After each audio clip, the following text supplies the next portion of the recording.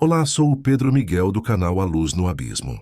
Seja bem-vindo a um mergulho profundo em uma das cartas mais poderosas e ignoradas da Bíblia, Efésios. Neste mundo tomado pela confusão espiritual, precisamos mais do que palavras bonitas, precisamos de revelação. E é isso que vamos buscar juntos, verso por verso, capítulo por capítulo. Prepare-se para enxergar com clareza o que muitos não querem que você veja. A verdade que confronta, liberta e transforma. Neste primeiro episódio, vamos começar com Efésios capítulo 1, onde tudo se inicia: identidade, eleição, redenção e autoridade espiritual em Cristo. Nos próximos vídeos, vamos continuar explorando os outros capítulos de Efésios, um a um, revelando segredos espirituais, armas de guerra invisíveis e o chamado verdadeiro para quem diz crer. Se você está cansado de mensagens superficiais e quer profundidade, esse conteúdo é para você. E antes que você continue, eu já te peço algo simples, mas poderoso. Deixe o seu like agora, porque isso faz essa mensagem alcançar mais vidas, e escreva nos comentários: eu quero entender quem eu sou em Cristo, porque isso não é apenas um comentário, isso é uma declaração espiritual, um posicionamento diante de Deus.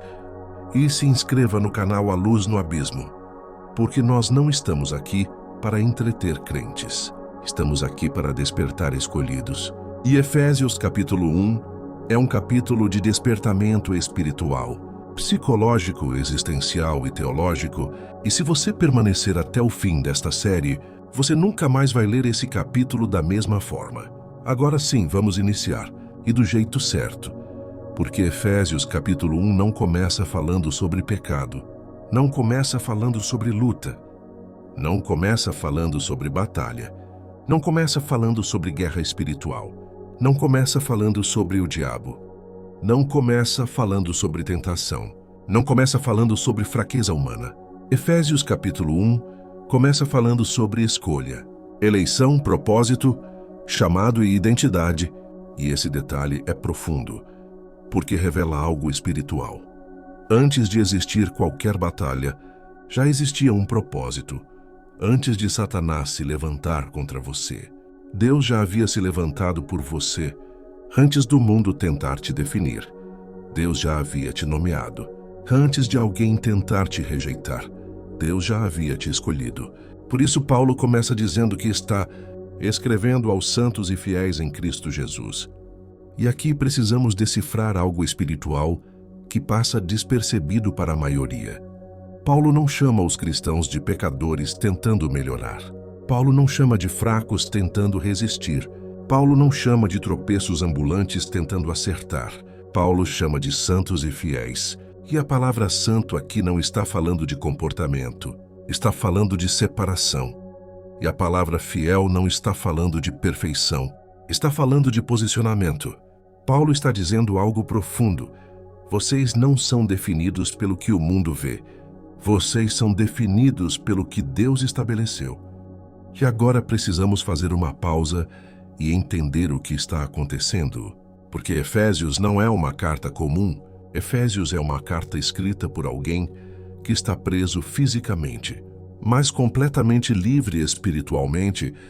Paulo está em Roma, acorrentado, considerado ameaça ao império, mas escrevendo cartas que atravessam séculos, sacodem estruturas espirituais e revelam mistérios que estavam ocultos antes da fundação do mundo, e isso já é um sinal.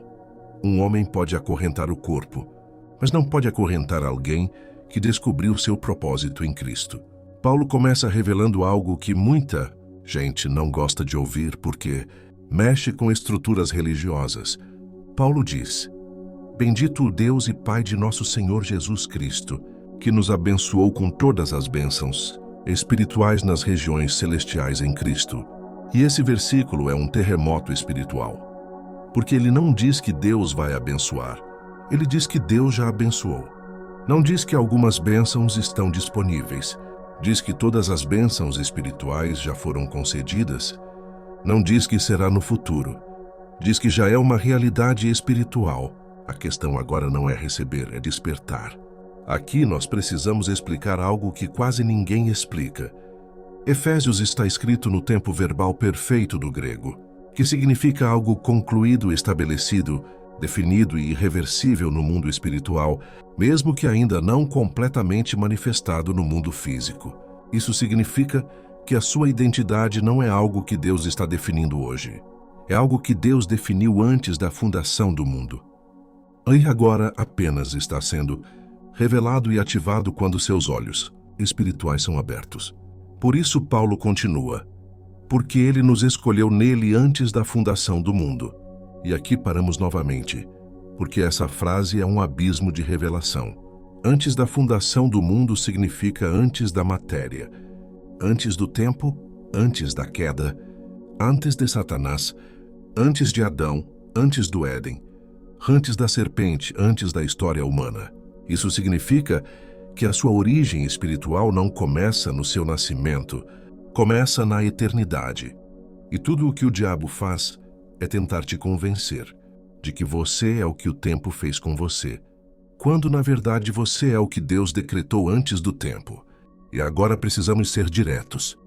Muitos cristãos vivem frágeis porque tentam construir identidade a partir das experiências da vida. Mas identidade não nasce de experiência, nasce de eleição. Identidade não nasce de traumas, nasce do propósito eterno. Identidade não nasce da rejeição, nasce da escolha divina. Identidade não nasce da ferida, nasce do decreto. Identidade não nasce no tempo, nasce fora do tempo. Por isso Satanás não teme tanto que você peque, ele teme que você descubra quem você é, porque alguém que peca sem saber quem é, pode viver preso para sempre. Mas alguém que descobre quem é, mesmo quando cai, se levanta, se arrepende e se reposiciona, porque entende que queda não destrói identidade, apenas interrompe a consciência dela. E é por isso que o diabo investe tanto em narrativas emocionais, culturais e psicológicas. Ele tenta destruir identidade através da comparação, através da performance, através do trauma, através da culpa, através da ansiedade, através da opinião dos outros, através da pressão social. Porque se ele não pode impedir o que Deus decretou, ele tenta impedir que você enxergue. Por isso Efésios 1 é uma carta de iluminação e não apenas de informação. É uma carta que acende luz, não apenas que ensina doutrina. Paulo diz que fomos predestinados para sermos adotados como filhos. E aqui entramos em outra camada profunda. Adoção no mundo antigo não era como no mundo moderno. No mundo greco-romano, a adoção não existia para resgatar crianças abandonadas como hoje, mas para escolher herdeiros. Adoção era um ato jurídico e espiritual para dar nome, herança, autoridade e continuidade ao nome do Pai. Isso significa que Deus não te adotou porque estava com dó. Deus te adotou porque estava fazendo continuidade do seu propósito. Adoção é identidade e é herança. Quem é adotado não é um visitante no reino, é da família. Isso significa que você não apenas serve, você pertence. Você não apenas crê, você herdará. Você não apenas ora, você participa. Você não apenas invoca Deus, você chama Pai. E agora entendemos por que Paulo fala tanto do Espírito Santo como selo. No mundo antigo, o selo era a marca do proprietário. Garantia autenticidade, garantia proteção jurídica, garantia propriedade e garantia destino final. Quando Paulo diz que fomos selados com o Espírito, ele está dizendo: o inferno pode tentar, o mundo pode pressionar, as circunstâncias podem golpear, mas o seu destino está garantido. E é por isso que você não desistiu mesmo quando quis, não abandonou mesmo quando pensou, não morreu mesmo quando o diabo tentou. Porque quem é selado pode até sangrar, mas não se perde.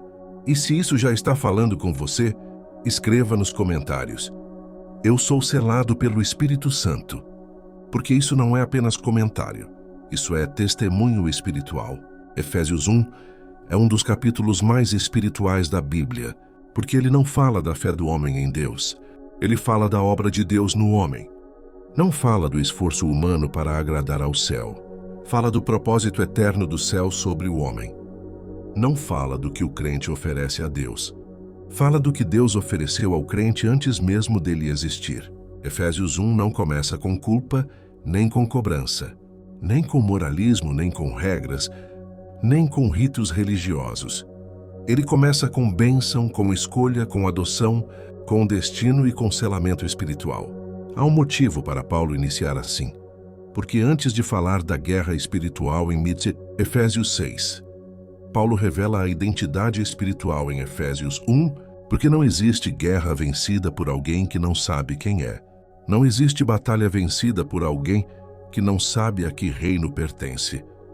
Nem existe confronto espiritual vencido por alguém que não sabe qual autoridade carrega. E o primeiro choque desse capítulo é que Paulo não diz que fomos escolhidos depois que nos convertemos. Ele diz que fomos escolhidos antes da fundação do mundo. E isso destrói a ideia de que o plano de Deus reagiu aos erros do homem. Pelo contrário, o plano de Deus precedeu a história do homem. Antes de existir queda, já existia propósito. Antes de existir pecado, já existia eleição. Antes de existir o Éden, já existia Cristo. Antes de existir mundo, já existia destino. Isso significa que o propósito não nasce quando o crente se converte. Ele apenas desperta. O propósito não surge quando o homem ora. Ele apenas se alinha. O propósito não se forma quando o homem aceita Jesus. Ele apenas se manifesta. Por isso, Paulo não está revelando apenas salvação. Está revelando intenção divina, decisão eterna, vontade soberana e identidade espiritual. A segunda revelação é que a escolha não foi apenas para existir, nem apenas para ser salvo, mas para ser santo e irrepreensível diante dele em amor. E aqui há algo muito profundo. Santo não é sinônimo de perfeito e irrepreensível, não é sinônimo de sem falhas. Santo tem a ver com pertencimento e irrepreensível tem a ver com posição espiritual. O que Paulo está dizendo é que fomos escolhidos para pertencer e para permanecer diante de Deus sem acusação, não pela nossa vida, mas pela vida de Cristo. Não pelo nosso merecimento, mas pelo mérito do Filho. Não pela nossa justiça, mas pela justiça do Cristo que nos cobre. Isso não é religião, é posicionamento celestial, não é comportamento humano, é obra consumada. A terceira revelação é que ele nos predestinou para a adoção de filhos, e a palavra adoção no grego era um termo legal que dava direito, herança, nome e autoridade. Paulo está dizendo que Deus não apenas perdoou pecadores, ele levantou filhos. Não apenas libertou escravos, ele estabeleceu herdeiros. Não apenas salvou almas, ele constituiu reino. E isso muda tudo, porque muitos crentes se relacionam com Deus apenas como Criador e não como Pai, como Senhor e não como Abba, como Salvador e não como herdeiro. Por isso há tanta fraqueza emocional, tanta insegurança espiritual e tanta instabilidade na fé, porque onde não há consciência de filiação, não há segurança espiritual. Depois Paulo fala da redenção pelo sangue e do perdão segundo a riqueza da graça, mostrando que o perdão não está baseado no arrependimento do homem, mas na abundância da graça de Deus. Não é a quantidade de lágrimas que garante perdão, é a suficiência do sangue. Isso não relativiza o arrependimento. Pelo contrário, torna o arrependimento possível. Porque se o perdão dependesse da santidade do homem, ninguém alcançaria perdão. Mas como depende da graça, todos que se rendem encontram perdão. E então Paulo revela algo ainda mais profundo. Deus nos revelou o mistério da sua vontade. E aqui a palavra mistério não significa algo escondido para sempre. Significa algo escondido até o tempo certo. O mistério era Cristo. E Cristo é o centro da vontade de Deus. Tudo o que Deus planejou está em Cristo. Tudo o que Deus deu está em Cristo. Tudo o que Deus executou está em Cristo. Tudo o que Deus selou está em Cristo. Paulo está dizendo, o cristianismo não é sobre o homem que foi melhorado. É sobre o homem que foi colocado em Cristo e Cristo colocado no homem. E então vem a revelação que conecta com a guerra espiritual. Fomos selados com o Espírito Santo da promessa, e o selo era um símbolo de propriedade, autenticidade e proteção legal. Quando o crente é selado, o inferno sabe a quem ele pertence. Quando o crente é selado, as trevas sabem que há marca espiritual. Quando o crente é selado, o mundo espiritual reconhece a autoridade. E é só depois dessa revelação que Paulo faz a oração no final de Efésios 1. E essa oração é tão poderosa que alguns pais da igreja diziam que ela era a chave para entender a vida cristã. A oração de Paulo não é para pedir bênçãos materiais, nem para pedir portas abertas, nem para pedir proteção. A oração dele é para que o crente tenha espírito de sabedoria e revelação, para conhecer a esperança do chamado, a riqueza da herança e a suprema grandeza do poder. É tudo isso segundo a operação da força do seu poder que ressuscitou Cristo dentre os mortos e o fez assentar acima de todo principado e potestade, dando a ele o domínio e à igreja o privilégio de ser seu corpo. Isso significa algo profundo.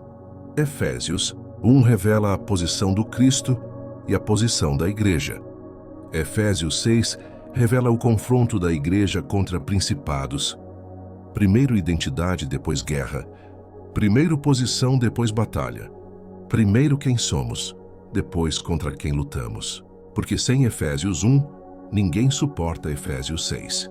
Agora vamos entrar num momento de oração e eu quero que você, onde estiver, silencie o coração e alinhe o espírito, porque Efésios 1 não é um texto para ser apenas explicado. É um texto para ser orado, para ser vivido e para ser selado no espírito. Essa oração não é apenas para pedir algo a Deus, mas para responder ao que Deus já estabeleceu, já decidiu e já selou em Cristo antes da fundação do mundo. Vamos orar. Senhor Pai eterno, Deus e Pai de nosso Senhor Jesus Cristo, nós entramos diante de Ti agora não com medo, não com culpa, não com vergonha, mas com consciência de filiação, com entendimento de adoção e com confiança no sangue que nos redimiu. Entramos pela porta que Cristo abriu, entramos pela graça que nos alcançou e entramos pela promessa que o Teu Espírito selou em nós, porque se fomos escolhidos antes da fundação do mundo, então não nos aproximamos como intrusos, mas como filhos. Não viemos como mendigos espirituais, mas como herdeiros da Tua vontade. Pai, nesta hora, nós rogamos que o Espírito Santo derrame sobre nós aquilo que Paulo pediu à igreja de Éfeso: espírito de sabedoria e revelação no pleno conhecimento de Cristo. Abre os olhos do nosso entendimento para vermos além da religião, além das tradições, além das opiniões humanas, além das expectativas do mundo. Dá-nos revelação para discernir aquilo que não pode ser aprendido por raciocínio, nem por teoria, nem por intelecto, mas apenas por iluminação celestial. Pai, revela-nos a esperança do Teu chamado, porque muitos vivem salvos, mas não vivem chamados. Muitos vivem perdoados, mas não vivem destinados. Muitos vivem livres, mas não vivem posicionados. Nós queremos saber por que fomos escolhidos, para que fomos predestinados, e qual é o propósito que antecede a nossa história e ultrapassa a nossa compreensão. Faz-nos enxergar que não somos fruto do acaso, produto do destino ou acidente do tempo, mas resultado de uma decisão eterna do Teu coração. Revela-nos também a riqueza da herança dos santos. Porque muitos vivem como pobres espirituais, enquanto possuem tesouros em Cristo. Muitos vivem mendigando amor enquanto foram amados desde antes do tempo. Muitos vivem tentando ser aceitos, enquanto já foram adotados como filhos. Tira dos nossos olhos o véu da ignorância espiritual que nos faz viver abaixo daquilo que Tu já liberaste sobre nós em Cristo, e revela-nos, Pai, a suprema grandeza do Teu poder que opera em nós, o mesmo poder que ressuscitou Cristo dentre os mortos e o fez assentar nos lugares celestiais, acima de todo principado, potestade, domínio e nome que se possa nomear.